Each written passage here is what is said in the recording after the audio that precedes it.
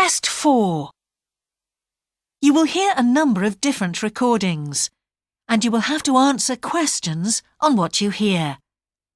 There will be time for you to read the instructions and questions, and you will have a chance to check your work. All the recordings will be played once only. The test is in 4 sections. At the end of the test, you will be given 10 minutes to transfer your answers to an answer sheet.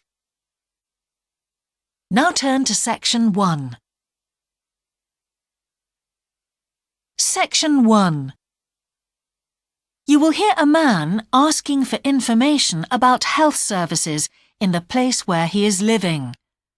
First, you have some time to look at questions 1 to 6.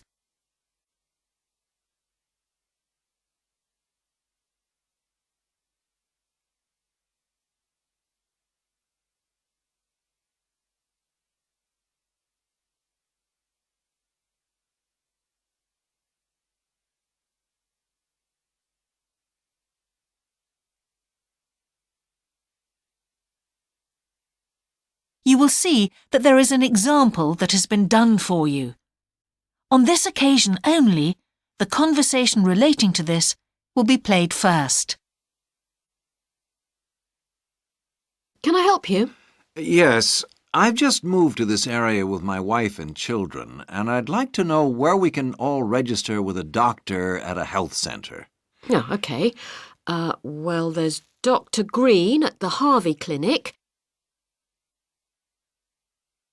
The woman says the doctor at the Harvey Clinic is called Dr. Green, so Green has been written in the space. Now we shall begin. You should answer the questions as you listen, because you will not hear the recording a second time. Listen carefully and answer questions 1 to 6. Can I help you? Yes, I've just moved to this area with my wife and children, and I'd like to know where we can all register with a doctor at a health centre. Oh, OK. Well, there's Dr. Green at the Harvey Clinic. We always recommend her for babies because she's very good with them and she runs a special clinic. Oh, actually, my youngest child is 5, so that wouldn't be any good for us. Right. Is there anywhere else I could try? Yes, the Eshcol Health Practice is the next one on my list. How do you spell that? Eshcol. And it's Dr. Fuller who has space on his list. The clinic only opened a year ago, so the facilities are all very modern. That sounds good. And it's particularly good if you're busy during the day because they also do appointments in the evening. They're closed on Saturday, though. The only other place on the list is the health centre on Shore Lane. You can register with Dr. Gormley. That's Gormley. He's new there, but the centre has a very good reputation. Oh, yes. I think I know the road.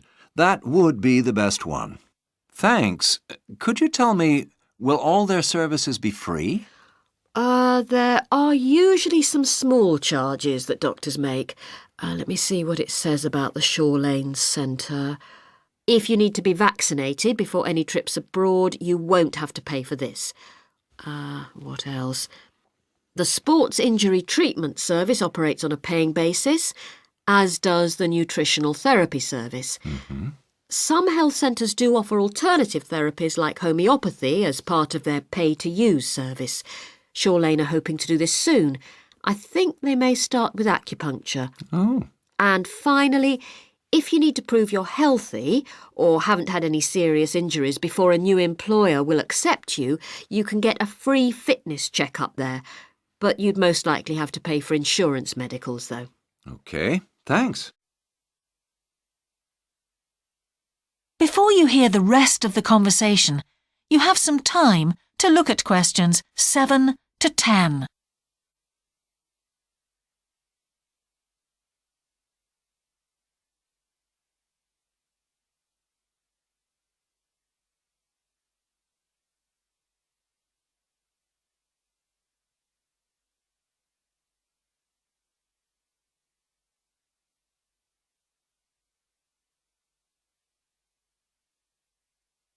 Now listen and answer questions 7 to 10.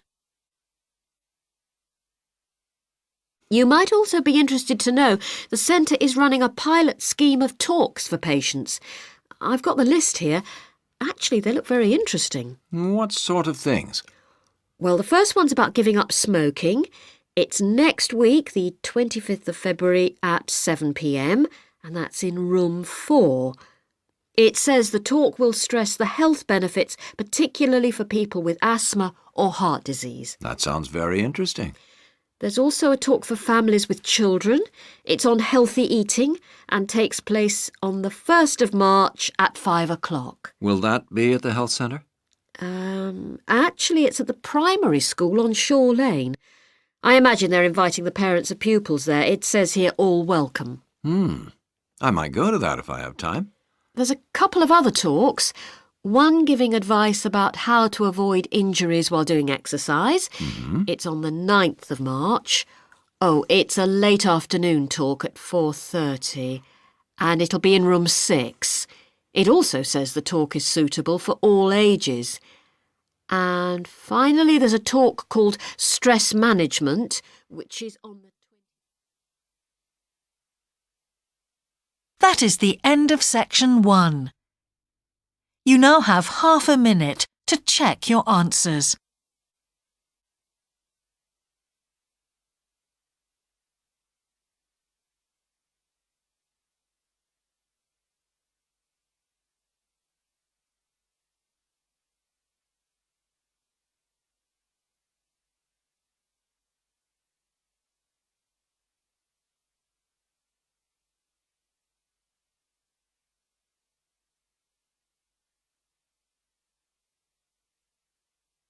Now turn to section 2.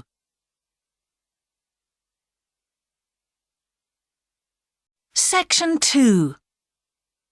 You will hear a man who owns a holiday home talking on the phone to a woman who is staying there. First, you have some time to look at questions 11 to 13.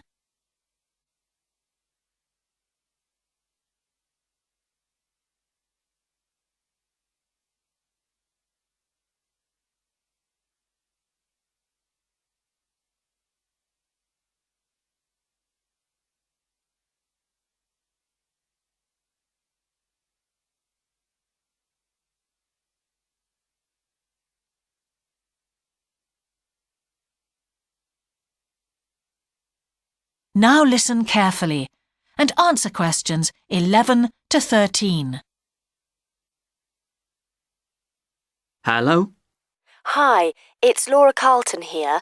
We've just arrived at the holiday flat, but I can't get the hot water and heating to work. Oh, right. That's easy. Don't worry. In the upstairs cupboard, you'll find the water heater. You'll see 3 main controls on the left at the bottom of the heater. The first one, the round one on the far left, is the most important one for the heating and hot water. It's the main control switch. Make sure it's in the on position. The switch itself doesn't light up, but the little square below will be black if the switch is off. That's probably what's happened. It's got switched off by mistake. The middle one of these 3 controls, you'll see it's slightly larger than the first one, controls the radiators. If you feel cold while you're there and need the radiators on, this needs to be turned to maximum. The last of the 3 controls, the one on the right, is usually on about a number 4 setting, which for the water in the taps is usually quite hot enough. Below the heating controls in the middle is a small round plastic button. If there isn't enough water in the pipes, sometimes the heater goes out. If this happens, you'll need to press this button to reset the heater. Hold it in for about 5 seconds and the heater should come on again. Then there's a little square indicator under the 3rd knob that's a kind of alarm light. It'll flash if you need to reset the heater. It sounds complicated. I'm sure you won't have any problems with it. There should be some more instructions on the side of the heater. Call me back if you can't make it work. OK. Before you hear the rest of the conversation, you have some time to look at questions 14 to 20.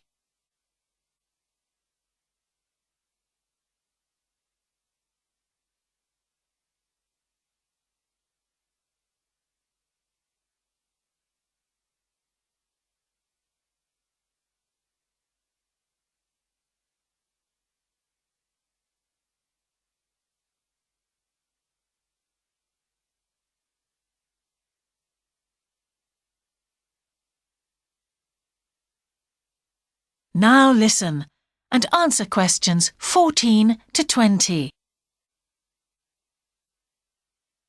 While you're on the phone, we haven't managed to find a few things we need, like extra pillows for the beds and some washing powder. Is there any here? Pillows, yes. If you look in the cupboard, the large white one upstairs, to the left of the bathroom door, there should be 4 or 5 on the top shelf. And if you want to do some washing, there's some powder for that, probably by the back door. There's a kind of shelf there above the sink. In fact, I'm sure there's some there in a large blue box. You need about half a cupful for each wash. Oh, and that reminds me. The spare key to the back door is hanging on a hook on the wall by the sitting room window. Please make sure to put it back when you've used it. The previous guest lost it in the garden and I had to get another one made. And if you have any trouble with the lamps, you'll find some spare bulbs in a large cardboard box. It's on top of the washing machine with all kinds of useful things in it. Oh, and another thing I forgot to mention when we last spoke. Yes? I've left you a local map so you'll be able to find your way around easily. It shows the whole area. I put it in the top drawer of the chest under the TV in your bedroom. There's a whole file of local information in there too. Thanks. What about visiting the town? Can you give us any advice? Yes, you'll need to take the car. It's too far to walk from the flat, really. You have to pay to leave your car in all the car parks now, I'm afraid. I like the one that's by the station best, and you can walk to the town centre from there in 5 minutes. That's where all the best restaurants are. But if you want a takeaway, the Italian one does really good pasta and pizzas. Call 732281 for that one, or 766119 for the Chinese. They're both good, and they'll both deliver to the flat. As for places to visit, yes, do go and see the Railway Museum. The exhibition is small, but really good. It gets very crowded on Sundays, so I suggest you visit it on a quieter day, later in the week, but not on Thursdays, which is market day. You won't find anywhere to park, and it's also the only day of the week when they're not open. Anything else? Not for the moment. Thanks. That is the end of section 2. You now have half a minute to check your answers.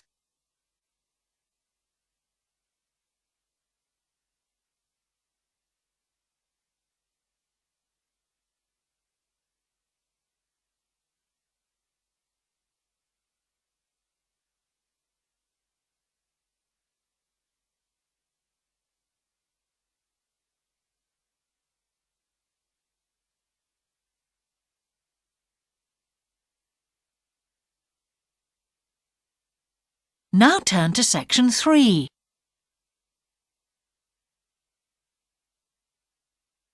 Section 3. You will hear a conversation between an English teacher called Paul and a former student of his called Kira. First, you have some time to look at questions 21 to 25.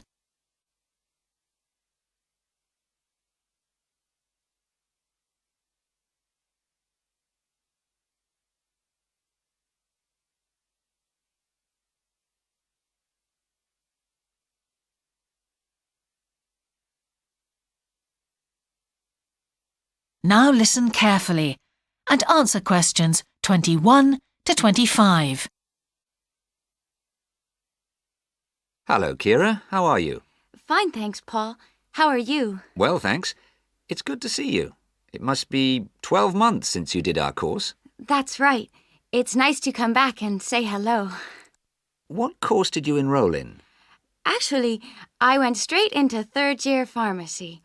They credited me with 2 years, which probably made it more difficult for me. On the other hand, you were lucky to be granted credits. Is that why you chose the course? Yes, and as I'd already finished a course in it in my country, I thought it would be easier if I studied something I already knew. I didn't realize you went into third year. I thought you started in first year. No wonder it was so hard. And what do you think is one of the big differences between studying at a university here and studying in your country? Well, I found it very difficult to write assignments because I wasn't familiar with that aspect of the system here. The main problem is that the lectures expect you to be critical. That made me feel really terrible. I thought, how can I possibly do it? How can I comment on someone else's research when they probably spent 5 years doing it? I think a lot of people who come from overseas countries have similar problems. But after a while, it became easier for me. People expect you to have problems with the process of reading and writing, but in fact, it is more a question of altering your viewpoint towards academic study. How was the content of the lectures? Was it easy for you? I didn't really have many problems understanding lectures. The content was very similar to what I'd studied before. And what about the lecturers themselves? Are they essentially the same as lecturers in your country? Well, actually, no. Here they're much easier to approach. After every lecture, you can go and ask them something you didn't understand, or you can make an appointment and talk to them about anything in the course. Maybe you found them different because you're a more mature student now, whereas when you were studying in your country, you were younger and not so assertive. No, I don't think that's the difference. Most of the students here do it. In my faculty, they all seem to make appointments, usually to talk about something in the course that's worrying them, but sometimes just about something that might really interest them, something they might want to specialize in. The lecturers must set aside certain times every week when they're available for students. That's good to hear. Before you hear the rest of the conversation, you have some time to look at questions 26 to 30.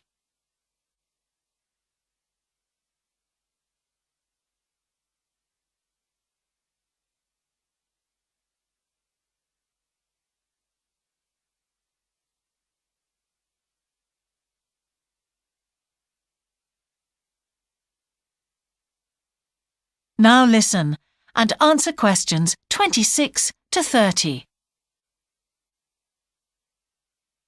And how was your timetable?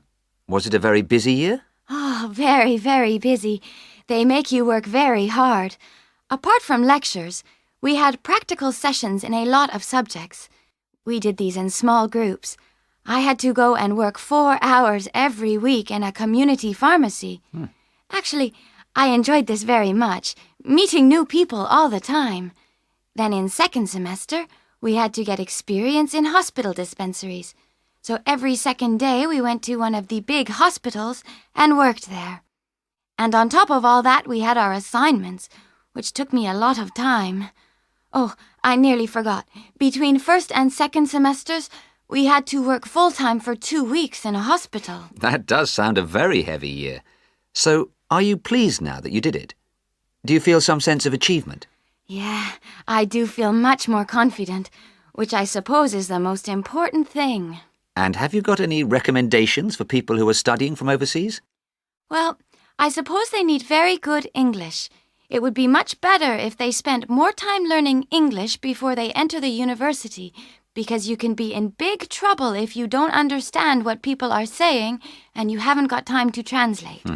Anything else? Well, as I said before, the biggest problem for me was lack of familiarity with the education system here. It sounds as if it was a real challenge. Congratulations, Kira. Thanks, Paul. That is the end of section 3. You now have half a minute to check your answers.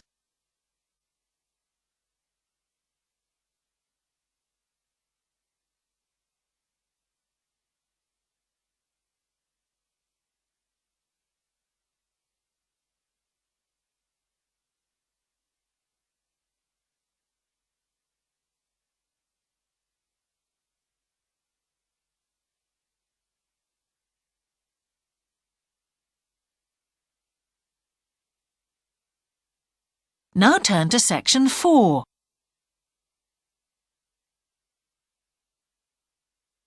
Section 4. You will hear a talk about a project on the wildlife found in city gardens in Britain. First, you have some time to look at questions 31 to 40.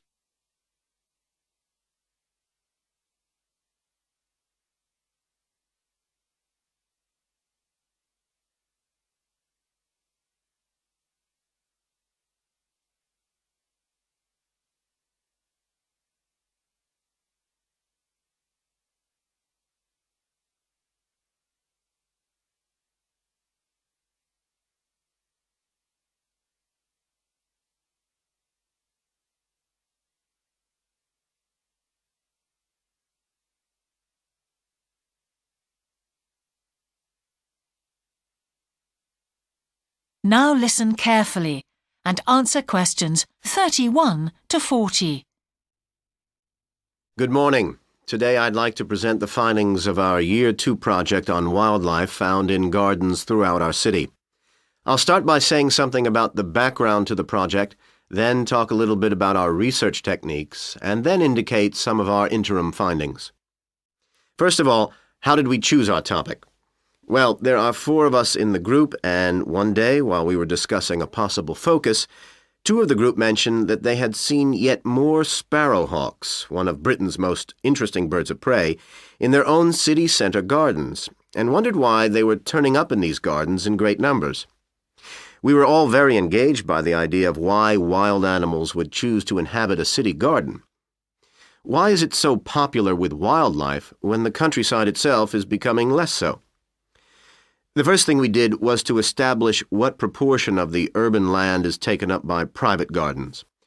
We estimated that it was about 1/5, and this was endorsed by looking at large-scale usage maps in the town land survey office, 24% to be precise.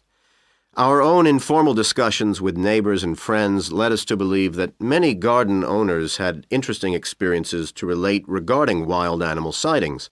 So we decided to survey garden owners from different areas of the city. Just over 100 of them completed a survey once every 2 weeks for 12 months, ticking off species they had seen from a pro forma list, and adding the names of any rarer ones. Meanwhile, we were doing our own observations in selected gardens throughout the city. We deliberately chose smaller ones because they were by far the most typical in the city. The whole point of the project was to look at the norm, not the exception. Alongside this primary research on urban gardens, we were studying a lot of books about the decline of wild animals in the countryside and thinking of possible causes for this. So what did we find? Well, so much that I just won't have time to tell you about here. If you're interested in reading our more comprehensive findings, we've produced detailed graphic representations on the college website, and of course any of the group would be happy to talk to you about them. Just email us. What we've decided to present today is information about just 3 species because we felt these gave a good indication of the processes at work in rural and urban settings as a whole.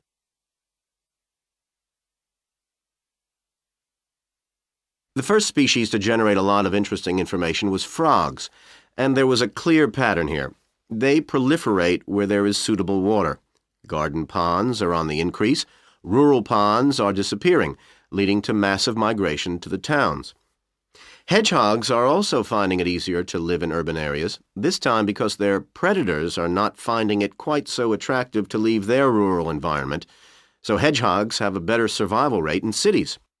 We had lots of sightings, so all in all we had no difficulties with our efforts to count their numbers precisely. Our final species is the finest of bird singers, the song thrush. On the decline in the countryside, they are experiencing a resurgence in urban gardens because these days gardeners are buying lots of different plants, which means there's an extensive range of seeds around, which is what they feed on. Another factor is the provision of nesting places, which is actually better in gardens than the countryside. Hard to believe it, but it's true. Incidentally, we discovered that a massive new survey on song thrushes is about to be launched, so you should keep an eye open for that. Now, I'd be happy to answer any questions you may have. That is the end of section 4.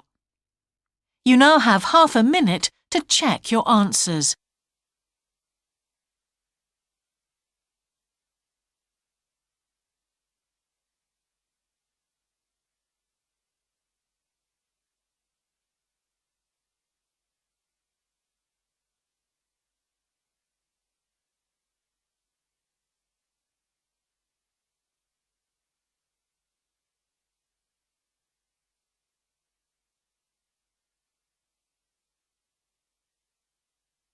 That is the end of the listening test. In the IELTS test, you would now have 10 minutes to transfer your answers to the answer sheet.